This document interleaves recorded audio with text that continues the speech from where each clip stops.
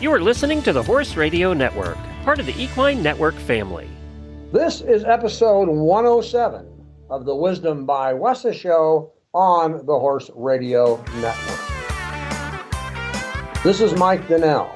I'm Casey Wilbanks-Coletti. And this is Sophia Yagala. Welcome to Wisdom by Wessa on the Horse Radio Network, part of the Equine Network family. This podcast is brought to you by the Western and English Sales Association, WESA, which provides the world's largest trade events for retailers, manufacturers, and sales representatives of the equestrian industry. In this podcast, we feature exclusive interviews with noteworthy Western and English personalities, retailers, and exhibitors who you've always wanted to talk to. Don't miss out on all the news for manufacturers and retailers in the equine industry. Tomorrow is March 31st, and it's another big day in the WESA office. Right, Sophia? Yes, the wait is finally over, or almost. The WESA contract for the August WESA trade show will be available tomorrow, like I said, on March 31st on WESAtradeshow.com. And again, this contract or the upcoming WESA trade show is a unique one because members exhibiting this January and August can make use of a one-time opportunity of getting an extra seniority point. So that's going to be totaling 4 seniority points for 2023. And that's, of course, a fantastic opportunity to enhance your seniority status as a member of the association.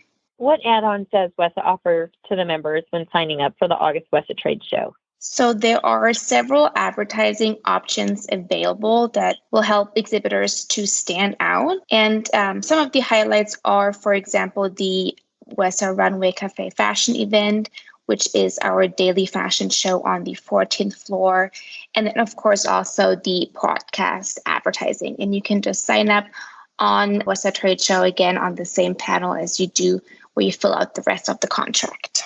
And what's the deadline? The deadline for the contract and also the advertising opportunities is May 15th.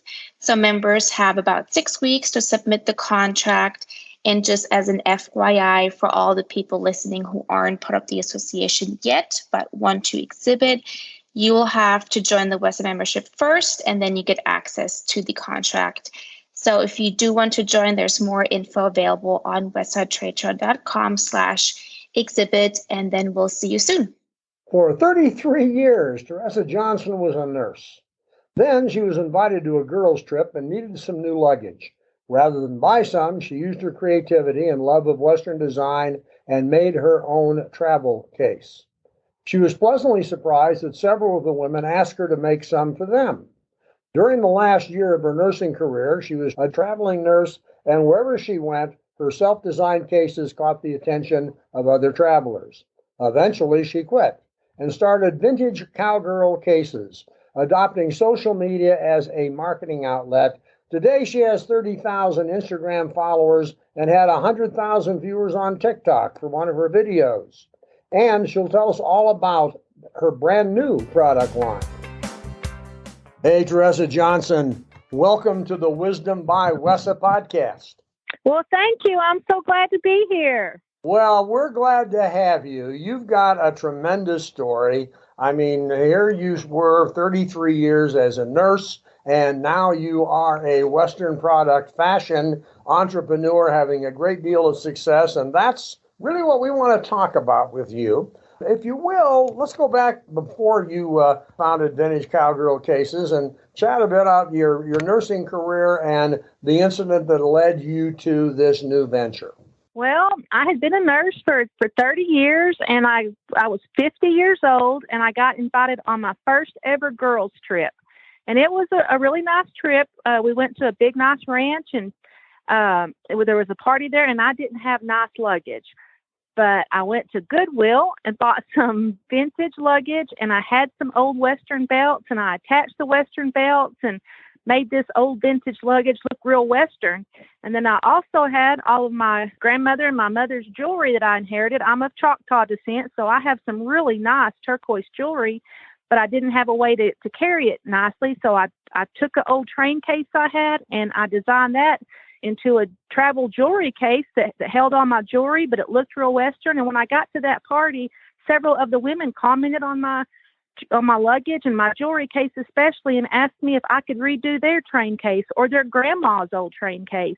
So I started redoing ladies' old cases that they had and adding their grandpa's old belt or their dad's belt. So I got lots of orders for that. So I started redoing old luggage to start. And then you were also a travel nurse at the time you gave up your nursing career to start this new venture, right? Well, right after that happened, that's when COVID hit, and there was a big need for travel nurses. So I went ahead and I took a travel assignment.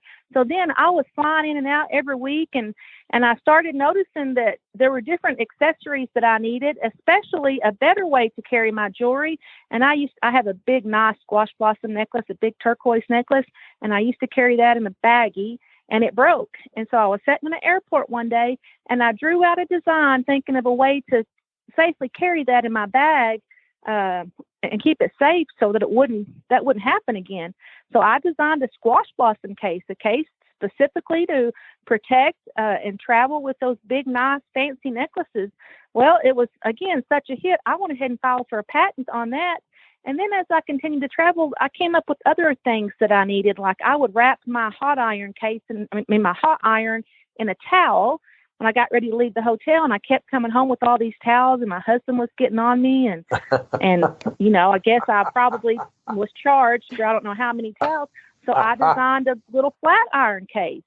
So, and I would make them out of cowhide, and just I made several jewelry cases after that, and started selling a few online, and then started selling a lot online, and then I was selling just as much online as I was working nursing. So back in October, COVID was coming to an end, and we all knew we were going to get laid off. So I got laid off. And that day I called my husband. This was in October. And I said, you know what? Good Lord willing, I want to try to go to market. Applications are usually closed for WESA in September. And I called up there, and sure enough, they had decided to open up the 10th floor this past year. So there was an opening. So that was my sign. So I rented a warehouse. I bought a bigger trailer. I put all of my designs in production. And so WESA has helped me step over as a wholesaler into the retail world now. So I retired from nursing. And now you're a full-fledged entrepreneur. And you know what? I can tell from talking to you that you're enjoying it. Oh my gosh, I'm having so much fun.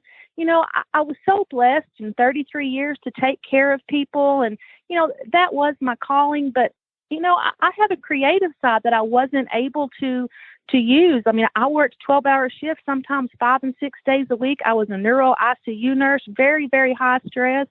So, I was busy raising kids and working all the time, and I missed so much. And now I feel like I get to do what I really enjoy. It really is true what they say. If you love what you're doing, you never work a day in your life.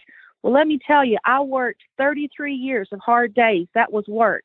I loved what I did, but this is a whole different kind of joy it brings me, getting to do what I truly love, which is creating, designing, making things, revamping. I revamp old jewelry boxes.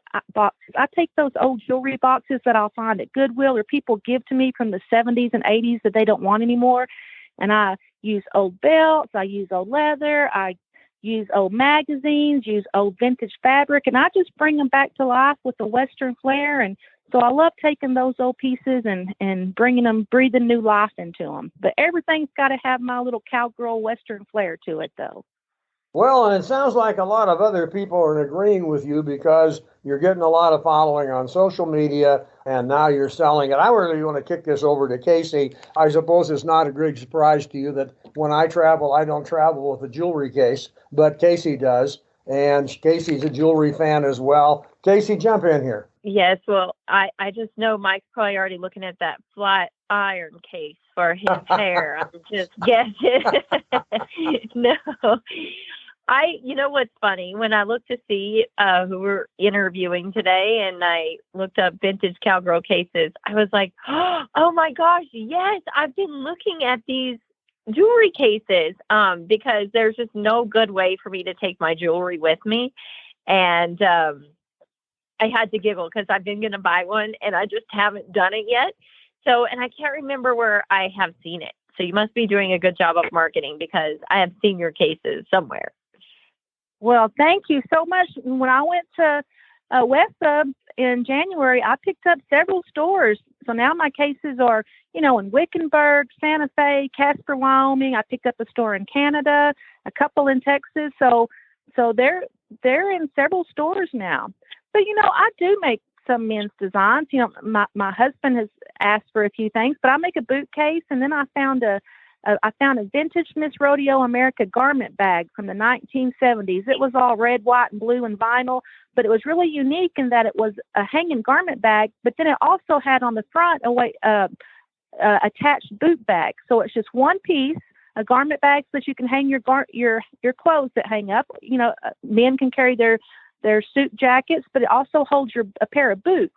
So I took that vintage Miss Rodeo America bag and I took it apart. I made the pattern. So now I also have a garment boot bag combo that's great for men. Men love it to travel. It's all cowhide and leather. It's a really nice case. Women and men both. So I'm making a few things for some men as well. Yeah. Well, good for you. We don't want to be forgotten. Absolutely. Well, obviously, yes, you have so many different options. And I love the hat boxes, just scrolling through here. But I really want to talk about TikTok for a minute. I've kind of been digging into it a little bit. I haven't got that involved in it.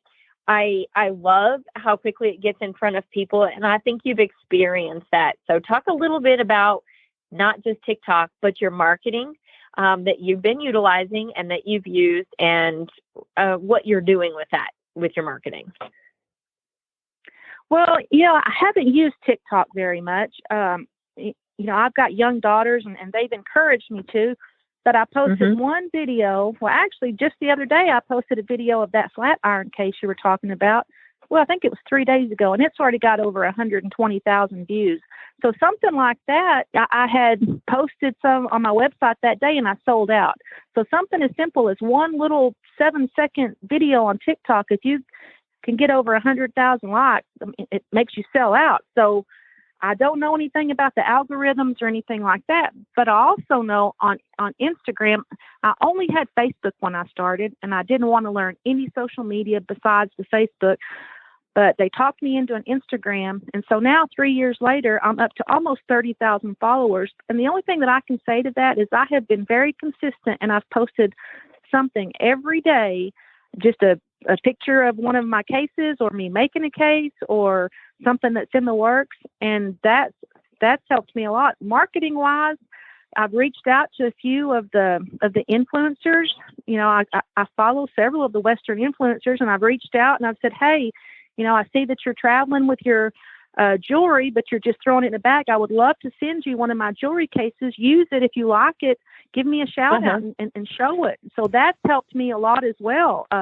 I haven't really paid for much marketing other than sending a few people my product, and they love it. So that's been a huge help for me. Yeah. So it's really organic. So I guess what I kind of think here is, at the end of the day, you have a product that people are wanting and people are loving. And so good for you. Congratulations on that. Let's talk about some of, let's see, if a retailer signs up, wholesale to sell your products, what kind of direction and help do you give them in marketing your products? I only started doing this in January, but I tell the retailers they're more than welcome to use any of my pictures, any of my photos. As soon as they post pictures with the case, I always share to my stories. I give a shout out, on my pages that, if, for instance, you're in Wickenburg, go by this store and pick your own case out. The disadvantage for me doing retail is you don't know exactly which hide you're going to get. You're going to get a black and white flat iron case, but the patterns are different because no two cows are going to look exactly alike. So all the hides are a little different. But if you go into the retailers, you get to pick out which case you want, which hide pattern you like. So there's I love helping the retailers, and I'm kind of scaling and look back a little bit on the retail side for myself because I'm doing so well with my wholesale side. So I'm hoping that I'll go back to Wessa in August and get even more retailers. That's what I'm working towards right now. I want to talk about the durability of these products too, because for so many years, like the cosmetic bags or jewelry bags that I've used or purchased have always just been they just don't last. And so I think it's notable to mention that the leather it's not only fun and cool, and it's it right now. It's going to last. Yeah, that's true. So again, as I traveled, I have a round makeup case. I used to carry just a little makeup bag. I think like we all do, a zip up makeup bag, and I end up dumping all my makeup out and going through it just to put my makeup on every day. I wanted a bigger case that I could see all of my makeup. So I have a round makeup case that's 10 inches in diameter. It's 3 inches tall so that it still goes in the bottom of my bag real easy. I made the inside of it a vinyl so you can wipe it clean. It's got brush holders on the top of it, but the whole case is leather and cowhide. So it's very durable. You open it up, you see all of your makeup there. You got your brushes on the top. You can keep everything clean. No more digging through a little tiny makeup bag and getting it dirty and dumping everything out. And yeah, it'll last forever. What she hadn't mentioned is she's got a whole new product line, and it has nothing to do with luggage. So, Teresa, I want you to talk a bit about your furniture line. Well, I've always collected these old belts, old vintage Western leather belts like your grandpa wore and your dad wore. And that's actually going back to my roots of how I started. I had some of my dad's old belts, some of my husband's old belts, and you got to think about it. Those belts, like my dad wore for years. So I made one into a shoulder strap for my purse. So it's almost like getting a big hug from your daddy, when you wear a belt that he wore, put on every day of his life, or my husband's belts. I hate to throw those away. Plus, a lot of them are really, some artists spend a lot of time doing the leather work to make those belts. They're fabulous old pieces. I love old leather. So I lucked into quite a few belts, and I took an old folding aluminum lawn chair, those kind you used to get your fingers pinched in when you used them, just the folding aluminum lawn chair, took the webbing off because that webbing cracks and breaks and doesn't hold up. So I made a lawn chair that's all leather belts. So where the webbing would be, it's about 15 or 20 belts. So it's very unique, and that went viral on Instagram with over 250,000 views.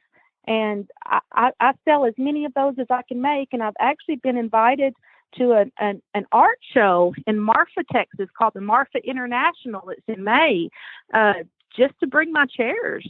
So while I love it and it's part of furniture, there's an artistic quality to it too. So I'm venturing out into the art world as well. So it's just been phenomenal. I think that's a great story. And you were telling me how you came across a huge supply of belts. Well, there was a Western store, and gosh, I wish I remember the name of it, but it burnt down in the 90s, and it was in Fort Worth. But they were able to salvage a lot of the boots and the belts. So the boots and the belts weren't damaged. Of course, they were smoke damaged, and all of these belts have been in a warehouse for years that a man bought. So he bought out the warehouse, and he had probably thousands of belts, Tony Lama belts, Justin belts, just a lot of nice vintage belts from the 70s and 80s. So they're vintage belts, but they're actually new. So they've worked great for me, and I was able to get quite a few of those. So I've been using a lot of those, but I also incorporate just the old worn belts too. Those worn belts are they're soft. They've been worn so much. They have a nice patina. So that new looking leather with the old looking leather, it's a really pretty color combination on a chair. You'll have to go to my website, Vintage Cowgirl Cases, or my Instagram or my Facebook and look at these chairs, because they're very unique, and I love them, and everybody that sees them. Plus, they're comfortable, and those will last forever too. And you're going to an art show. So now you are not only a luggage designer and a furniture designer, you're an artist, and this all happened in the course of a year or so. I think that's tremendous, Teresa, and I'm certainly glad you gave us the time to tell that story on the Wisdom by Wessa podcast. We've really enjoyed having you on the show. Well, thank you so much. I'm just so thrilled to share my story, and I'm so thrilled that people follow me and appreciate what I do and are rooting for me. It's almost a Cinderella story in a way, because it's not anything I ever stepped out and planned to do, but it's doing so well that everybody's rooting for me, and I get so much love from people, and gosh, it's been so fun, and I'm so excited for what the future holds. What was the title of that book you were going to write? Oh my goodness! So the first when I went to market, I had no idea what I was doing. Luckily, Sophia was there, and she helped me a lot. But I'm going to write a book called "This Little Cowgirl Went to Market." I love it.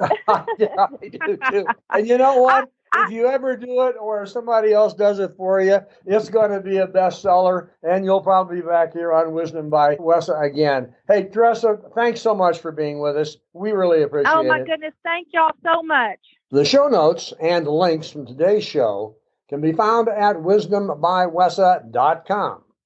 And, of course, we'd always love to hear your feedback. There's a contact link on the website. The Wisdom by Wessa show will be published on the 15th and 30th of every month. You can listen on most of your favorite podcast players, and you can also listen on the Horse Radio Network app on your iOS or Android phone. You just search Horse Radio Network in the App Store. It's free and super easy to use. Be sure to visit all the great shows on the Horse Radio Network at horseradionetwork.com. Thanks for listening to the Wisdom by Wessa podcast. Wessa, where the industry meets.